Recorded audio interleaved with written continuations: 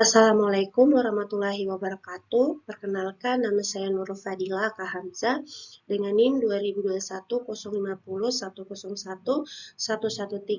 Jadi kali ini saya akan memaparkan beberapa materi dalam bentuk video presentase untuk memenuhi tugas mata kuliah Sistem Operasional Perbankan dengan dosen pengampu Bapak Murjibi Rahman, SEI, ME, SE. Adapun materi yang akan saya paparkan pada video kali ini yaitu yang pertama ada fungsi jasa dan layanan, yang kedua ada penghimpunan dana bank syariah, dan yang ketiga ada produk jasa perbankan syariah. Jadi kita akan langsung saja kepada materi pertama. Materi pertama di sini ada fungsi jasa dan layanan. Di dalam perbankan syariah ada beberapa fungsi jasa dan layanan dengan akad pertama wakalah, yang kedua kard, yang ketiga hawala, yang keempat ran, yang kelima sarf, dan keenam kafalah. Jadi kita akan membahas satu persatu. Yang pertama di sini ada wakalah atau pemberian mandat. Definisi wakalah itu sendiri adalah akad perwakilan antara dua pihak di mana pihak pertama mewakilkan suatu urusan kepada pihak kedua untuk bertindak atas nama pihak pertama.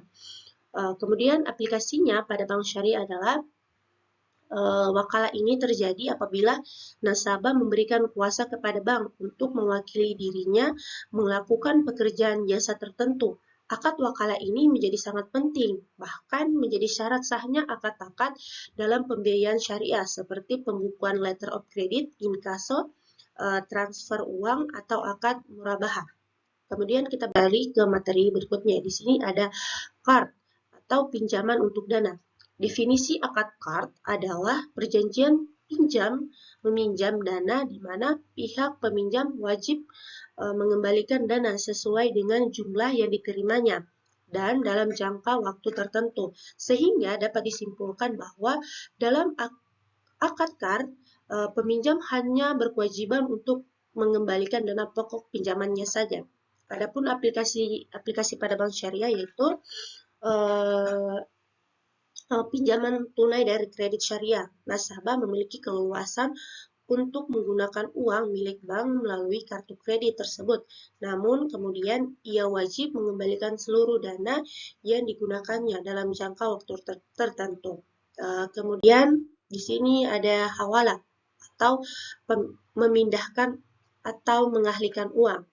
Nah, definisi hawala itu sendiri adalah secara terminologi menurut Hanafiyah yang dimaksud dengan hawala adalah pemindahan kewajiban membayar utang dari orang yang berutang atau biasa disebut al-muhil kepada orang yang berutang lainnya atau al-muhal alaih. Jadi dapat disimpulkan bahwa hawala adalah akad pengalihan utang atau piutang dari pihak yang berutang atau berpiutang kepada pihak lain yang wajib menanggung atau menerimanya. Adapun aplikasinya pada bank syariah yaitu di mana para nasabah yang memiliki piutang kepada pihak ketiga memindahkan piutang itu kepada bank. Lalu bank membayar piutang tersebut dan bank menagihnya dari pihak ketiga.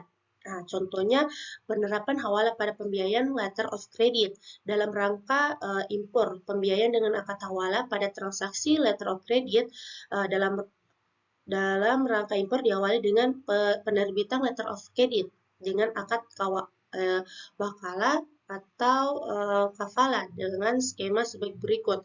Jadi akad hawala dilakukan antara importer dengan skema dengan muhil dan bank syariah muhalahi untuk mengalihkan utang importer kepada eksportir muhal menjadi utang importer kepada bank syariah, dan ini harus dengan keridaan dari tiga pihak agar akad hawala ini dapat sah. Kemudian kita beralih ke materi berikutnya. Di sini ada ran atau gadai. Definisi ran itu sendiri adalah menurut syariah menahan suatu dengan cara yang dibenarkan yang memungkinkan untuk ditarik kembali. Jadi kan barang yang mempunyai nilai harta menurut pandangan syariah sebagai jaminan utang, sehingga orang yang bersangkutan boleh mengambil utang semuanya atau sebagian. Dengan kata lain, ran adalah akad menggadaikan barang dari satu pihak ke pihak lain dengan utang sebagai gantinya. Adapun aplikasinya pada bank syariah adalah akad ini dapat digunakan sebagai tambahan pada pembiayaan yang berisiko dan memerlukan jaminan tambahan. Akad ini juga dapat menjadi produk tersendiri untuk melayani kebutuhan nasabah guna keperluan yang bersifat jasa dan konsumtif seperti pendidikan, kesehatan, dan sebagainya. Bank atau lembaga keuangan tidak menarik manfaat apapun kecuali biaya pemeliharaan atau keamanan barang yang digadaikan tersebut. Kemudian di sini ada SARF atau jual beli valuta asing. Di materi ini definisinya yaitu secara bahasa SARF memiliki beberapa arti, yaitu kelebihan atau tambahan. Adapun secara terminologi SARF adalah pertukaran dua jenis barang berharga atau jual beli uang dengan uang atau jual beli antar barang sejenis secara tunai. Jual beli atau pertukaran antara mata uang suatu negara dengan mata uang negara lain, misalnya rupiah dengan dolar dan sebagainya. Adapun aplikasinya pada produk jasa perbankan syariah yaitu valuta asing, suatu kesepakatan dalam transaksi jual beli di antara dua valuta, baik yang sejenis maupun dengan mata uang negara lain. SARF dapat dilakukan baik dengan negara lain ataupun masih satu negara ketika melakukan aktivitas perdagangan valuta asing.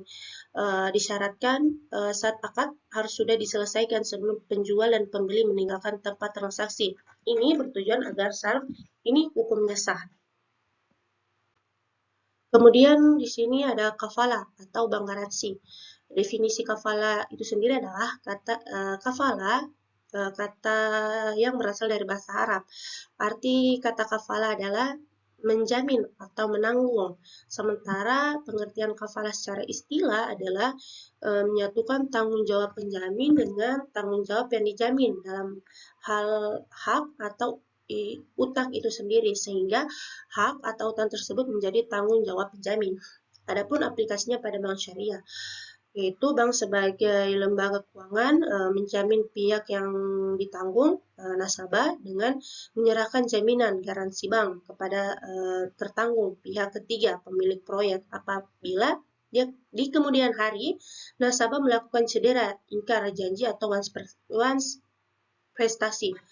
Contoh kafala yang sering digunakan dalam bank syariah itu kafala al-munajasah. Kafala al-munajasah ini adalah jaminan yang tidak dibatasi oleh jangka waktu ataupun kepentingan tertentu. Kafala al-munajasah adalah performance bond, jaminan prestasi yang umum digunakan di dunia perbankan. Setelah kita telah membahas fungsi jasa dan layanan dan beberapa akadnya, jadi kita beralih lagi ke materi kedua, yaitu penghimpunan dana bank syariah. Yang kita dapat lihat sendiri di dalam penghimpunan dana bank syariah terdapat 3 penghimpunan. Yang pertama yaitu giro syariah, deposito syariah, dan tabungan syariah.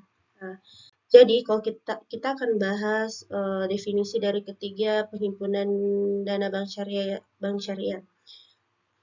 Yang pertama yaitu giro syariah. Giro syariah adalah salah satu produk bank syariah yang termasuk kategori simpanan atau penghimpunan dana, atau bisa dikatakan funding. Berbeda dengan tabungan atau produk simpanan biasa, giro ini digunakan untuk pembayaran non-tunai, di mana pencairannya harus menggunakan bilet giro, cek, maupun sarana perintah bayar lainnya. Kemudian ada deposito syariah. Deposito syariah adalah produk investasi dalam bentuk simpanan berjangka yang terbebas dari riba. Karena berjangka, deposito syariah lebih menguntungkan daripada simpanan syariah. Hal ini terjadi karena bank syariah mengelola dana nasabah yang tertahan tersebut. Kemudian ada tabungan syariah. Tabungan syariah adalah layanan penyimpanan uang yang ditawarkan pihak bank kepada nasabahnya, baik oleh bank syariah maupun bank konvensional. Fungsinya sama seperti tabungan biasa atau tabungan konvensional, di mana nasabah menyetorkan sejumlah uang kepada pihak bank untuk disimpan dalam jangka waktu tertentu. Kemudian setelah kita membahas penghimpunan dana bank syariah, selanjutnya kita akan membahas produk jasa perbankan syariah. Ada beberapa produk jasa perbankan syariah di sini, yaitu pertama transfer, inkasso, keliling, kemudian Sistem Bank Indonesia BI atau biasa disingkat dengan BI RTGS. Jadi kita akan bahas yang pertama adalah transfer. Transfer adalah pemindahan dana antara rekening di suatu tempat ke tempat yang lain, baik untuk kepentingan nasabah atau untuk kepentingan bank itu sendiri. Nah, kemudian ada inkaso.